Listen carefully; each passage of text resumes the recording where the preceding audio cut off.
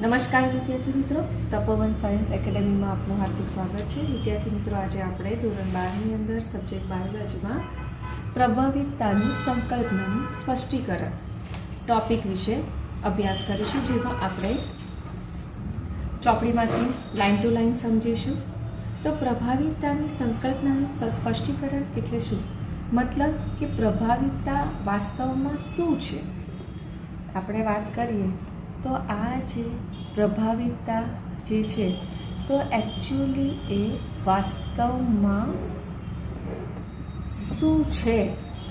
તો આ જો આપણે પ્રભાવિતતા સમજવું હોય તો પ્રભાવિતતા સમજવા માટે આપણે તેના જનીનના કાર્યને સમજવું ખૂબ જ જરૂરી છે. એટલે આના પરથી આપણે એવું કહી શકીએ કે પ્રભાવિતતા છે તો પ્રભાવિતતા માટે જો જવાબદાર પરિબળ હોય તો એ કયો છે? તો એ જવાબદાર પરિબળ છે તો એ જનીન. મતલબ આપણે એવું કહીએ ને, કેટલાક એલેલ પ્રભાવી છે તો કેટલાક પ્રચ્છન્ન છે. તો કેમ કેટલાક પ્રભાવી હોય છે, કેમ કેટલાક પ્રચ્છન્ન હોય છે? તો આપણે આ જે બધા પ્રશ્નો છે તો એ બધા પ્રશ્નોને ના જવાબ માટે આપણે જનીનના કાર્યને સમજવું બહુ જરૂરી છે. એટલે બધાની પાછળનું જો રહસ્ય હોય પ્રભાવિતતા અને પ્રચ્છન્ન, તો એક શું છે? તો એ છે જનીન. તો જનીન છે તો જનીનમાં વિશિષ્ટ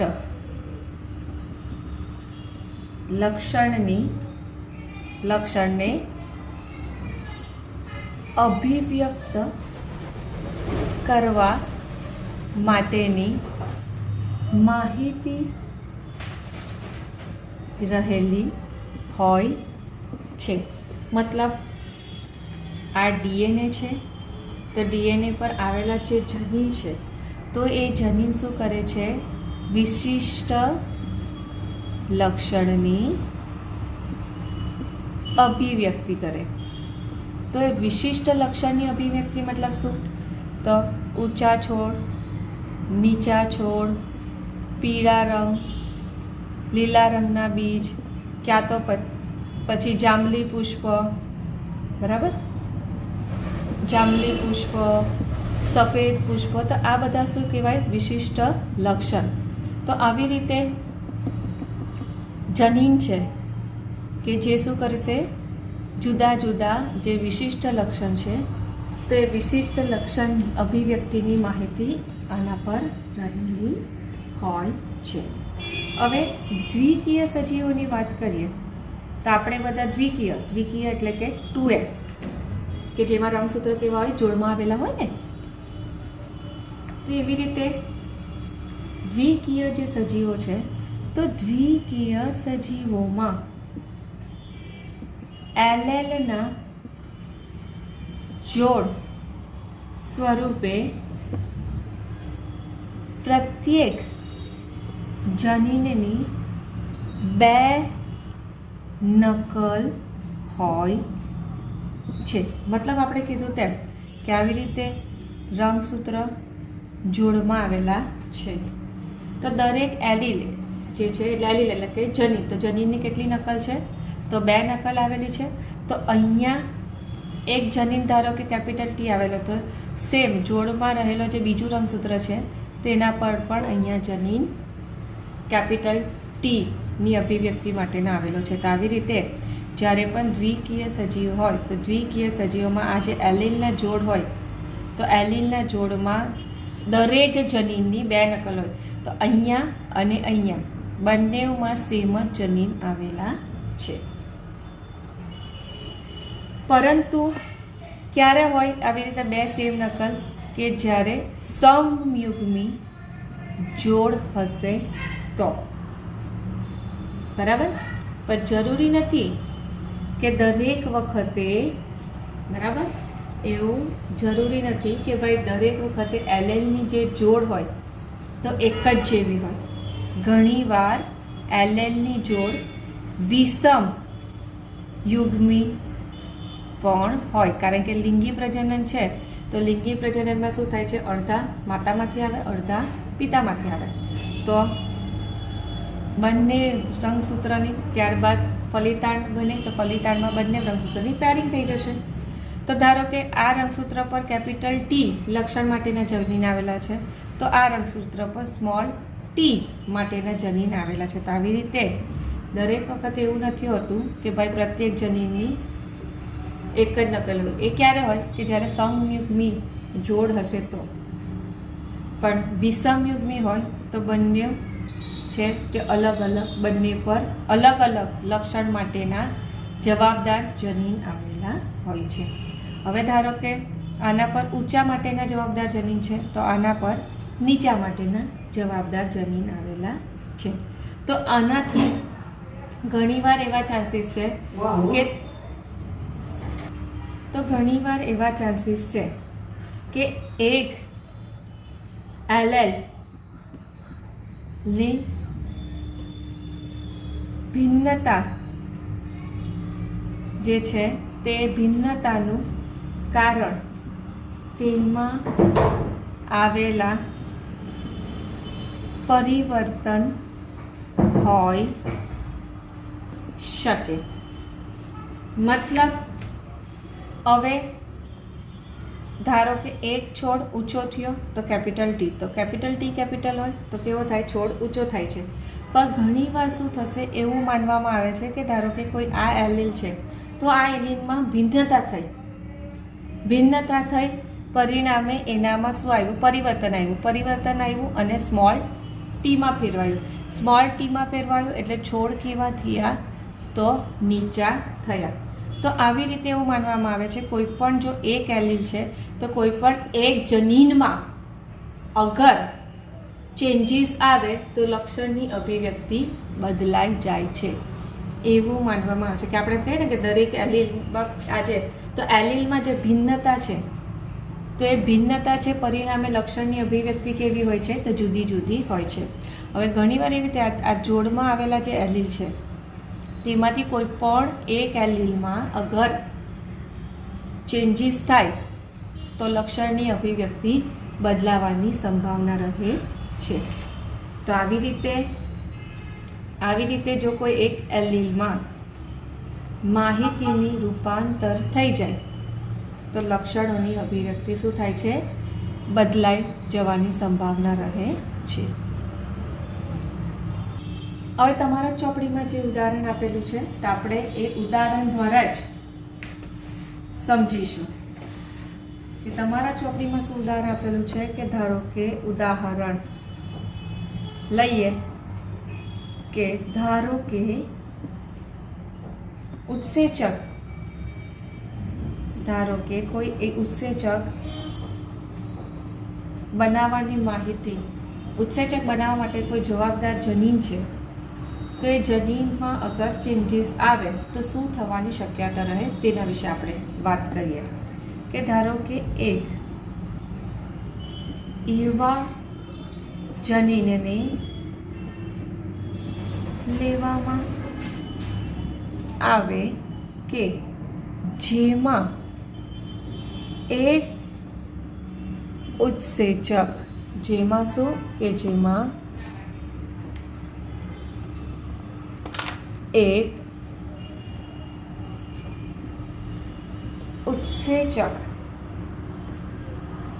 બનાવવાની માહિતી હોય અને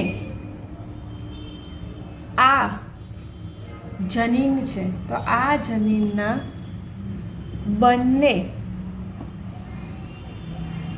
પ્રતિરૂપો તેના બે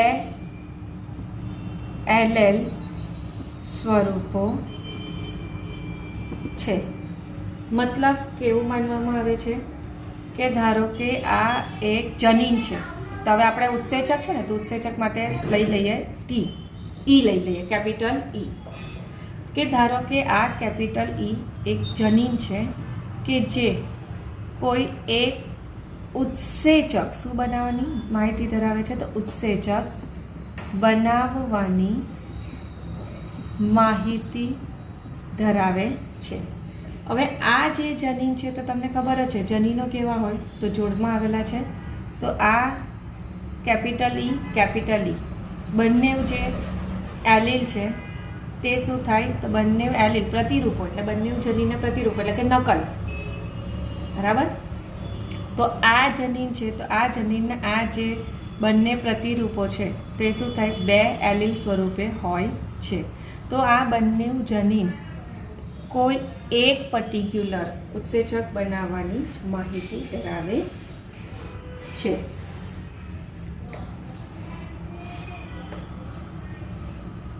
હવે આપણે એવું પણ કહી શકીએ કે આ જનીનના બે પ્રતિરૂપો તેના બે વૈકલ્પિક કારક સ્વરૂપે છે કે જે કેવા છે વૈકલ્પિક કારક સ્વરૂપે છે કે જે કોઈ એક ઉત્સેચક બનાવવાની માહિતી ધરાવે છે. તો હવે શું થશે હવે ઉત્સેચક બનાવવાની માહિતી ધરાવે છે આપણને આ જે જનીન છે તે ઉત્સેચક બનાવવાની માહિતી ધરાવે છે એ આપણને કેવી રીતે ખબર પડશે. બરાબર. તો એ આપણને એવી રીતે ખબર પડે કે ધારો કે આ જે છે એ પર્ટિક્યુલર ઉત્સેચક બનાવે છે ઉત્પન્ન કરે છે. બરાબર. પર્ટિક્યુલર ઉત્સેચક બનાવે પરિણામે શું થશે પરિણામે સબસ્ટ્રેટ. બરાબર. સબસ્ટ્રેટ એટલે કે પ્રક્રિયાર્થી. એસ એટલે કે સબસ્ટ્રેટ એટલે કે પ્રક્રિયાર્થી. તો પ્રક્રિયાર્થી જે છે તે પ્રોડક્ટ એટલે કે નિપજમાં ફેરવાય છે. શેમાં ફેરવાય છે તો નિપજમાં ફેરવાય છે. અને નિપજમાં ફેરવાય તેને પરિણામે શું થશે જે તે લક્ષણની અભિવ્યક્તિ થાય છે. બરાબર. એટલે કે આ જનીન છે કે જે પર્ટિક્યુલર ઉત્સેચક બનાવશે. બરાબર. અને પર્ટિક્યુલર ઉત્સેચક બનાવશે પરિણામે શું થશે એ ઉત્સેચક પર્ટિક્યુલર પ્રક્રિયાર્થી પર કામ કરીને પર્ટિક્યુલર નિપજ બનાવશે. અને એ નિપજ જે છે તે શું કરશે નિપજ છે તેના લક્ષણની અભિવ્યક્તિ થાય છે. તો આપણને ખબર પડી જાય કે આ જે લક્ષણ છે તો આ લક્ષણ માટે જવાબદાર ઉત્સેચક આ છે. બરાબર. હવે આપણે એના પ્રમાણે સમજીએ કે ધારો કે ઊંચાઈ માટે જો જવાબદાર લક્ષણ હોય તે શું કરશે પ્રક્રિયાથી પર્ટિક્યુલર પ્રક્રિયાથી પર કાર્ય કરીને નિપજમાં ફેરવે પરિણામે છોડ બધા કેવા થાય તો ઊંચા થાય છે.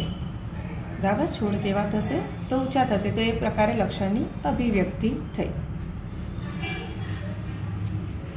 હવે પણ ઘણીવાર શું થાય કોઈક વાર ધારો કે આપણે એવું માની લઈએ કે આ બે જોડમાં આવેલા જનીન છે તો એ પૈકી આમાં માનો કે કંઈક ફેરફાર થાય. બરાબર. અને આમાં કંઈક ફેરફાર થવાથી એક એમાં ફેરવાઈ જાય છે તો એ સ્મોલ ઈમાં ફેરવાઈ જાય છે. તો હવે આ કેપિટલ ઈ સ્મોલ ઈમાં અગર ફેરવાઈ ગયું તો પછી આ જે રૂપાંતરિત એલીલ છે તો એ નીચેનામાંથી કોઈ એકના ઉત્પાદન માટે જવાબદાર હોઈ શકે. મતલબ આ ઉત્સેચક છે તો એ શું થઈ ગયું આ જે જનીન છે તો આ જનીનમાં ફેરફાર થયો એટલે કે રૂપાંતરિત થયું. જો યાદ રાખજો આ જે જનીન છે એમાં કંઈક ફેરફાર થયું અને સ્મોલ ઈમાં ફેરવાઈ ગયું. તો એ સ્મોલ ઈમાં ફેરવાઈ ગયું પરિણામે આપણને શું થાય 3 પોસિબિલિટી મળી શકે. એ 3 પોસિબિલિટી કઈ મળે તો પહેલી પોસિબિલિટી એ હોઈ શકે કે સામાન્ય ઉત્સેચક અથવા તો એવું કહી શકીએ કે ઓછી ક્રિયાશીલતા વાળો ઉત્સેચકમાં ફેરવાઈ જશે. બરાબર. આ એલીલમાં રૂપાંતરિત થયું. બરાબર. તો આ એલીલમાં ચેન્જીસ થયું, તેના પરિણામે પોસિબિલિટી એક એવી હોઈ શકે કે સામાન્ય ઉત્સેચક તરીકે જ વર્તે, ક્યાં તો પછી ઓછી ક્રિયાશીલતાવાળો ઉત્સેચક તરીકે વર્તે. હવે બીજી પોસિબિલિટી એવી છે કે બિન કાર્યક્ષમ ઉત્સેચક બની જાય, એટલે કે ઇનએક્ટિવ ઉત્સેચક બની જશે કે પ્રક્રિયાથી પર કામ જ ન કરે. ક્યાં તો પછી ત્રીજી પોસિબિલિટી હોઈ શકે, કોઈ જ ઉત્સેચકનું નિર્માણ ન કરે. બરાબર, ત્રણ પોસિબિલિટી હોઈ શકે. જો જનીનમાં ચેન્જીસ આવે તો પહેલી પોસિબિલિટી સામાન્ય ઉત્સેચક અથવા તો ઓછી ક્રિયાશીલતાવાળા ઉત્સેચકનું નિર્માણ થાય. બરાબર, ઉત્સેચકનું શું થાય? નિર્માણ થાય. ક્યાં તો પછી બિનકાર્યક્ષમ ઉત્સેચકનું નિર્માણ થાય, ક્યાં તો પછી કોઈ પણ ઉત્સેચકનું નિર્માણ ન થાય. તો તમારા ચોપડીમાં એવું લખેલું છે કોઈ જ ઉત્સેચક નથી. તો એનો મતલબ એવું થાય કે કોઈ ઉત્સેચકનું નિર્માણ ન કરે. તો હવે આ જે રૂપાંતરિત એલીલ છે, આ સ્મોલ ઈને શું કહેવાય? તો સ્મોલ ઈને રૂપાંતરિત એલીલ કહેવામાં આવે છે. તો આ રૂપાંતરિત એલીલ છે, તેના પરિણામે હવે આપણે એ જોવાનું છે કે લક્ષણની અભિવ્યક્તિ જે છે તો તેમાં ચેન્જીસ થાય છે કે નથી થતું. સ્વરૂપ પ્રકાર જે છે, બરાબર, કોઈ પણ લક્ષણ છે, કોઈ પણ સ્વરૂપ પ્રકાર છે, તે શેના પર આધાર રાખે છે? તો એ એલીલના કાર્ય ઉપર આધાર રાખે છે. તો અહીંયા આપણે જોવાનું છે કે એલીલમાં અગર ચેન્જીસ થાય તો શું થવાની શક્યતા રહે. હવે જો પહેલી પોસિબિલિટી હોય, ઇનકેસ પહેલી પોસિબિલિટી થાય કે ભાઈ સામાન્ય ઉત્સેચક અથવા તો ઓછી ક્રિયાશીલતાવાળું ઉત્સેચકનું નિર્માણ કરે, તો આ કિસ્સામાં શું થશે? તો આ કિસ્સામાં એવું થાય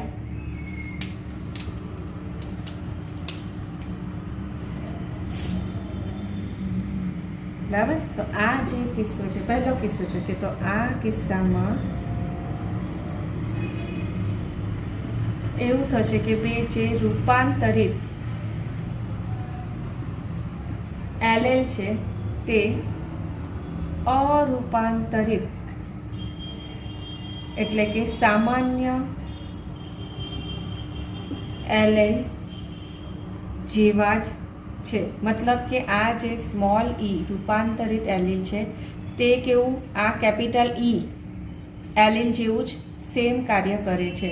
તો આ કેપિટલ ઈને શું કહેવાય? અરૂપાંતરિત એલીલ કહેવામાં આવે છે. તો પહેલા કિસ્સામાં એવું થાય કે આ જે રૂપાંતરિત એલીલ છે તે આ અરૂપાંતરિત એલીલ જેવા જ છે. અરૂપાંતરિત એલીલ જેવા છે, પરિણામે શું થશે? પ્રક્રિયાર્થી પર, તો પ્રક્રિયાર્થી પર કાર્ય કરશે અને પ્રક્રિયાર્થીનું રૂપાંતરણ કેમાં કરે છે?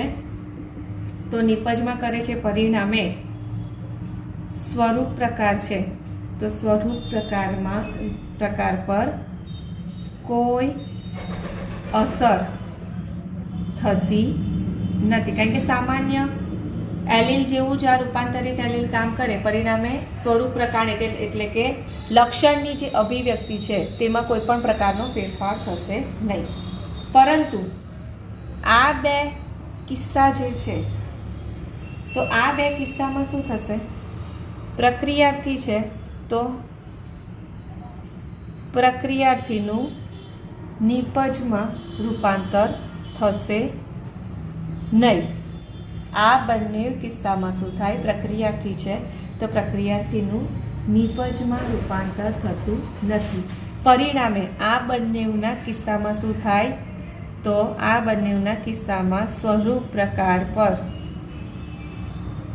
અસર થાય છે. બરાબર. જો ઉત્સેચક બિનકાર્યક્ષમ ઉત્સેચકનું નિર્માણ થાય, ઇનએક્ટિવ ઉત્સેચકનું નિર્માણ થાય, કાં તો ઉત્સેચકનું નિર્માણ ન પણ થાય, તો એવા કિસ્સામાં શું થાય? પ્રક્રિયાર્થી છે તો પ્રક્રિયાથી નિપજમાં ન ફેરવાય, નિપજમાં ન ફેરવાય, પરિણામે લક્ષણની અભિવ્યક્તિ નહીં થાય, અને લક્ષણની અભિવ્યક્તિ નહીં થાય એટલે એની સ્વરૂપ પ્રકાર પર અસર થાય છે. તો આવી રીતે પ્રભાવિતતાની સંકલ્પનાનું સ્પષ્ટીકરણ થાય કે જો કદાચ એલીલમાં ચેન્જીસ થાય તો લક્ષણની અભિવ્યક્તિમાં ચેન્જીસ થાય છે, રૂપાંતર જોવા મળે. તો આવી રીતે રૂપાંતરિત એલીલ એ મુખ્યત્વે શું હોય? તો મુખ્યત્વે પ્રચ્છન્ન હોય છે. અને જો આ પ્રચ્છન્ન જનીનની અભિવ્યક્તિ થાય તો ઉત્સેચક બનતો નથી, અથવા તો બને તો કેવો હોય? તો બિનકાર્યક્ષમ હોય છે. બરાબર. રૂપાંતરિત એલીલની અગર અભિવ્યક્તિ થાય તો બેમાંથી એક પોસિબિલિટી હોઈ શકે. કેમ? કારણ કે એ પ્રચ્છન્ન તરીકે વર્તે, અને પ્રચ્છન્ન તરીકે જ્યારે પણ વર્તે ને અભિવ્યક્તિ થાય તો એ બિનકાર્યક્ષમ ઉત્સેચક હશે, ક્યાં તો પછી ઉત્સેચકનું નિર્માણ ન થાય. તો અહીંયા તમારો જે પ્રભાવિતતાની સંકલ્પનાનું સ્પષ્ટીકરણ પૂરું થાય છે. એટલે કે જો પ્રભાવિતતા જે છે તો પ્રભાવિતતા માટે જવાબદાર, આ જે ટૉપિક છે એનો એક સિમ્પલ ફંડા એવો છે કે પ્રભાવિતતા માટે જવાબદાર જનીન છે, અને જો જનીનમાં ચેન્જીસ આવે તો પ્રભાવી જનીનનું પ્રચ્છન્ન જનીનમાં પણ રૂપાંતર થઈ શકે છે. તો અહીંયા તમારો પ્રભાવિતતાની સંકલ્પનાનો ટૉપિક પૂરો થાય છે.